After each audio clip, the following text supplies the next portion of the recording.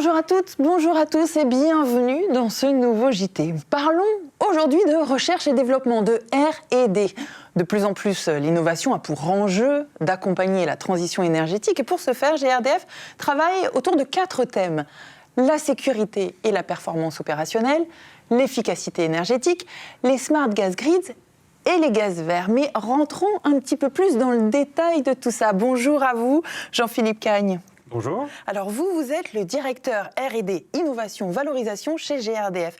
Quand on parle de R&D chez GRDF, ça représente à peu près quel champ, quelle dimension, on parle de quoi? Pour nous, la R&D, c'est 27 programmes qu'on mène en continu tout au long de l'année. D'accord. C'est 16 millions d'euros par an, c'est une vingtaine de partenariats et puis c'est cette année presque 25 appels à projets. Comment est-ce que vous travaillez pour développer cette recherche et développement ?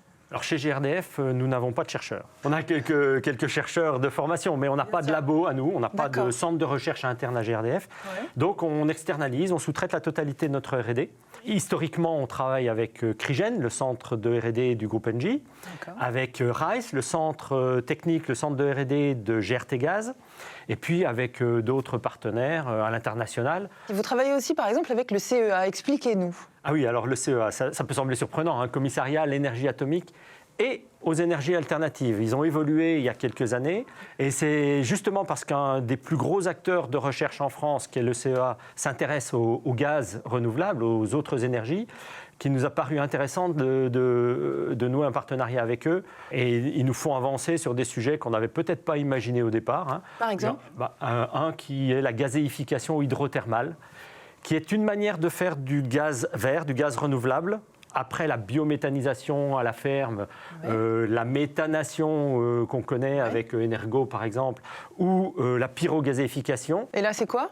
La gazéification hydrothermale, c'est un dispositif très haute température, très haute pression pour méthaniser des déchets liquides humides dont on ne sait pas trop quoi faire en général, des boues, des lisiers, des choses comme ça, et on va pouvoir faire du gaz avec. Je vous propose tout de suite qu'on aille sur le terrain à Grenoble, au CEA, pour voir concrètement ce qu'il en est de ce partenariat noué avec les équipes là-bas.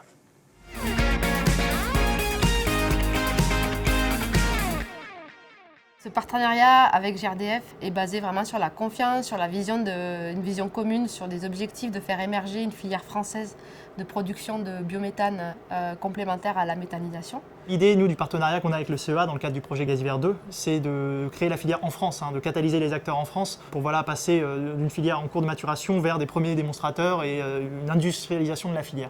Le CEA, dans ce projet, apporte son expertise technique et scientifique et également met à disposition une plateforme expérimentale assez importante. Ce qui est étudié ici, c'est la torréfaction. Donc c'est vraiment un des réacteurs les plus complexes, le plus gros équipement du laboratoire.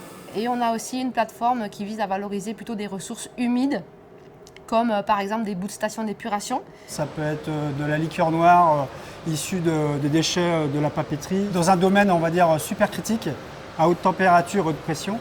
Et on utilise ces propriétés-là pour convertir ces ressources en gaz. Et ici, dans le projet avec GRDF, on va surtout étudier l'intérêt des bouts de stations d'épuration. Parce que les bouts d'épuration, c'est un intrant qui est particulièrement judicieux de traiter en priorité. On peut le voir un peu comme les deux versants d'une même pièce. Il y a l'enjeu déchets pour les collectivités qui se retrouvent avec des boues qu'elles ne peuvent pas étendre. Idéalement, des boues, il vaut mieux qu'elles finissent donc, en compostage, en épandage ou après un processus de digestion, en méthanisation, qu'elles soient répandues sur les sols pour qu'on puisse vraiment faire boucler finalement le carbone et toute la matière organique. Quand ce n'est pas possible, les boues, généralement, elles vont finir incinérées. Et donc, c'est en alternative à l'incinération que la gazéification hydrothermale trouve toute sa place. Donc, elles permettent de traiter le déchet et de rendre vraiment un service aux collectivités. Et puis, l'autre versant, c'est que derrière ça, on produit un biogaz, donc qui, une fois épuré, peut être injecté dans les réseaux sous forme de biométhane. On va même pouvoir séparer ces boues en gaz, en fertilisant, et également pouvoir peut-être, on l'espère, récupérer l'eau et recycler aussi l'eau. Alors la bonne nouvelle, c'est que comme on traite des matières organiques humides qui sont globalement issues de la biomasse, on produit du biométhane. Donc le cadre d'accès au réseau, disons, le cadre réglementaire pour accéder au réseau, il est déjà existant. Ce qui manque en revanche, c'est un tarif d'achat, un tarif de vente pour ce gaz. Heureusement, il y a des choses qui sont en préparation quand même dans le cadre des textes de loi et des choses qui sont déjà prévues mais qui tardent à se mettre en place. Mais c'est vraiment la clé de voûte pour un peu libérer l'essor de ces nouvelles filières. L'objectif, c'est vraiment de faire un monter en maturité ces technologies et d'aider GRDF ensemble à pouvoir déployer une nouvelle filière et aller vers l'industrialisation d'un nouveau procédé.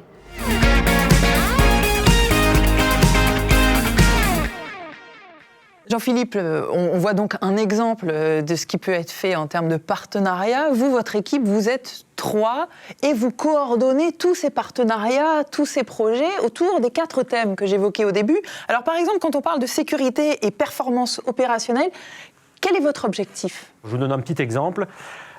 On cherche à développer des nouveaux plastiques pour les tuyaux que GRDF pose ou renouvelle régulièrement. Et là, on cherche à développer des polyamides, donc qui sont des plastiques plus résistants, qui évitent des dommages lors d'agressions sur des chantiers, par exemple, ou qui permettent d'avoir plus de pression dans la canalisation et donc de délivrer plus de gaz. Alors, autre thème, par exemple, les smart gas grids. Qu'est-ce que vous allez chercher concrètement là ? Parce que les champs sont vastes, pour le coup.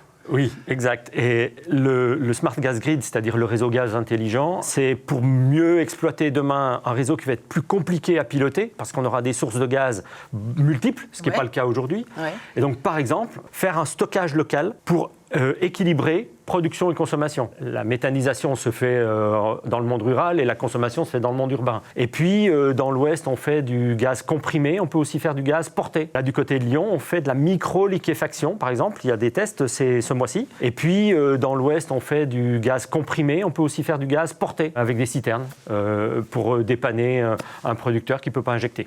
Et donc, un thème qui est particulièrement intéressant aussi aujourd'hui, dont on parle beaucoup, c'est la sobriété énergétique. Qu'est-ce que vous faites, vous, en termes d'efficacité énergétique en recherche et développement? L'efficacité énergétique, c'est-à-dire en fait pour nous les programmes qui sont aval compteurs, hein, donc les usages du gaz, on est en train de pousser deux voies là, ces temps-ci, elles ne sont pas exclusives.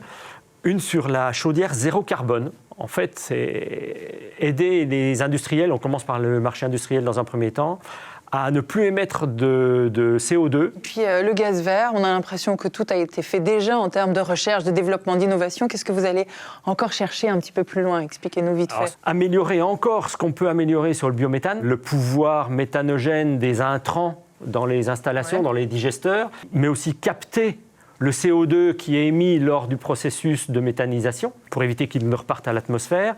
On travaille sur la méthanation, la pyrogazéification et la gazéification hydrothermale dont on parlait tout à l'heure avec le CEA.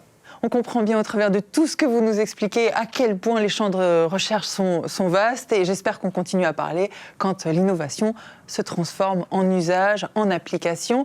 À très bientôt. Merci à vous Jean-Philippe Cagne. Ce JT est maintenant terminé. On se retrouve très vite pour un nouveau JT. Salut!